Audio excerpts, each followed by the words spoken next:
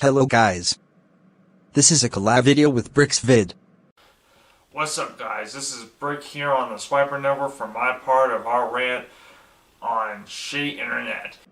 We're here talking about why bad internet sucks, and how it's a pain of the butt. Bad internet can be a frustrating and debilitating experience for individuals and communities alike. This essay will explore the myriad reasons why bad internet sucks, focusing on its impact on daily life, education, and overall well-being. Yes. Bad internet can disrupt your daily life in countless ways. Slow or unreliable connections ruin basic tasks like checking emails, browsing websites, and streaming content. This inconvenience can be especially frustrating in an era where digital communication and online services are integral to work, entertainment, and social interaction. Whether it's a lagging video call with a loved one or the inability to access important online services, bad internet can cause considerable annoyance and inconvenience. Speaking of bad internet, your education is also significantly impacted by unreliable internet access. With the rise of online learning, students of all ages depend on the internet for access to educational resources and virtual classrooms. Bad internet can lead to missed lessons, incomplete assignments, and decreased educational outcomes, disproportionately affecting those without access to better options. It exacerbates the digital divide, leaving some students at a disadvantage compared to their peers with reliable connections. Furthermore, bad internet can negatively impact mental health and well-being. Frustration and stress resulting from slow or unreliable internet can lead to increased anxiety and decreased overall satisfaction with life. In a world where internet usage is nearly ubiquitous, the constant struggle with bad internet can be a persistent source of frustration and disappointment. In conclusion, bad internet undoubtedly sucks due to its adverse effects on daily life, education, and overall well-being. In an increasingly digital world, access to fast and reliable internet is essential for individuals and communities to thrive. Addressing issues related to bad internet is not only a matter of convenience, but also a matter of equity and progress in the modern age.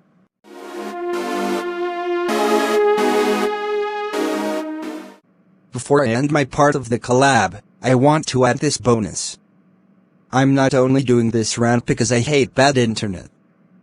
I have this horrible internet provider that always gets disconnected. I'm going to name drop them now. The internet provider I'm currently using is called TalkTalk. Oh.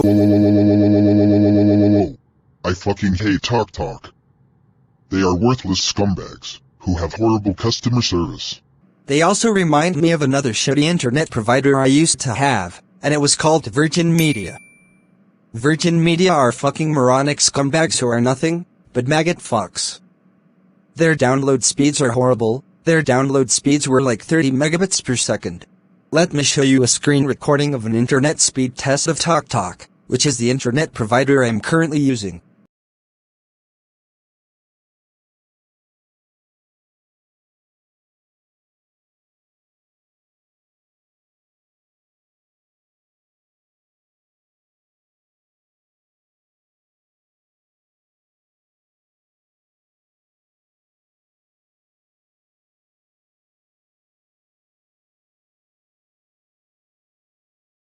.7 megabits per second for download speed and 7.13 megabits per second for uploading just proves my fucking point.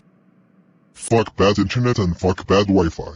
Now it's Brick's part. And for this part, I will be talking about dial-up internet as well as terrible broadband internet providers such as Comcast, Xfinity, and Charter Spectrum, or just Xfinity and Spectrum. They are the top two biggest providers in the United States. And in some areas they have Spectrum, like in my town, but in other areas it's just Xfinity. First I will start with my problems with Spectrum, or as I like to call them sometimes, scrotum. For one thing, their internet is expensive. Our internet with scrotum cable costs $100 a month, and I usually use the internet more often than my parents using social media.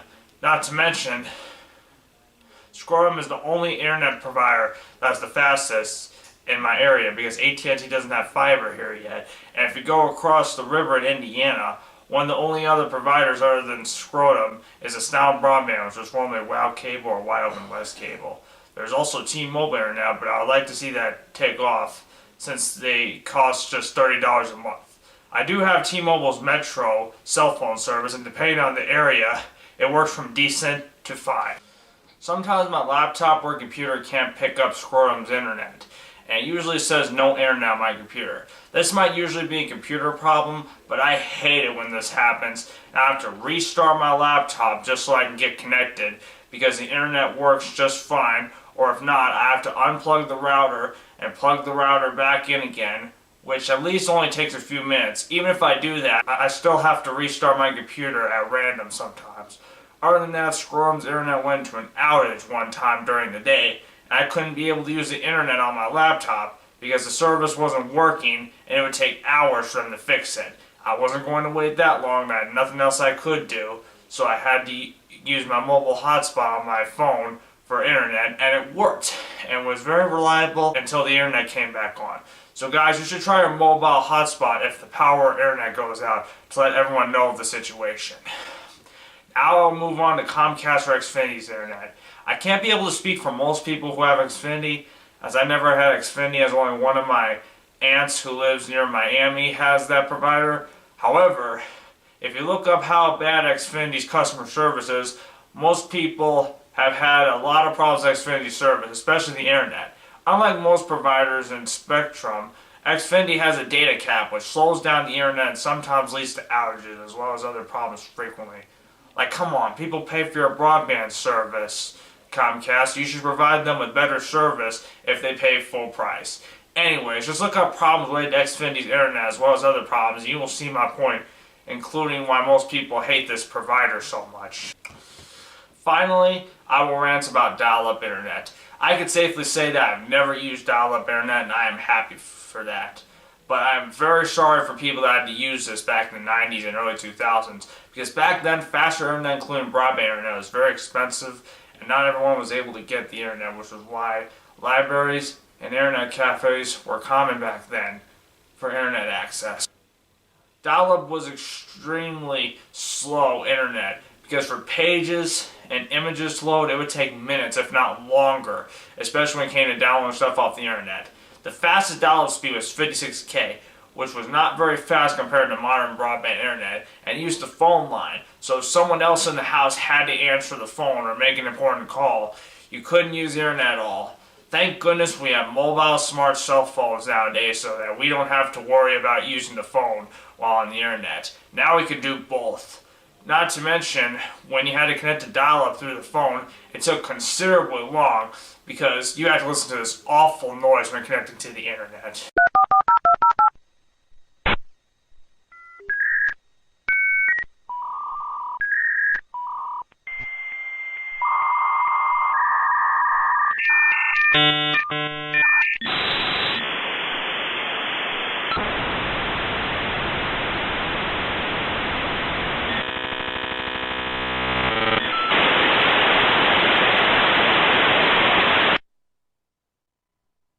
That is one of many things from the 90s that could stay in the 90s, which everyone could agree no one in their right mind misses having to deal with that. Anyways, that was about all for my part. You can check out my channel, the link is in the description below, and thank you to Swiper Network for this collab rant. I'm out.